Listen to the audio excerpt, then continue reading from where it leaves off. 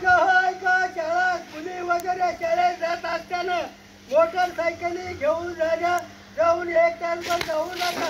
गेलं तर पकडले तर ठाण्यात जाण्याची शक्यता आहे.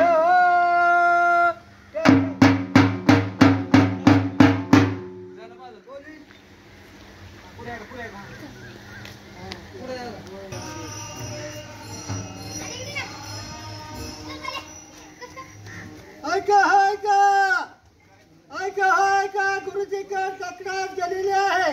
शाळेत मुलं शाळेत जात असले तर त्याला गावातल्या मोटरसायकली शाळेकडे जाण्याची शक्यता आहे. आणि गेलं पकडले तर त्याला ठाण्यात जाण्याची शक्यता आहे.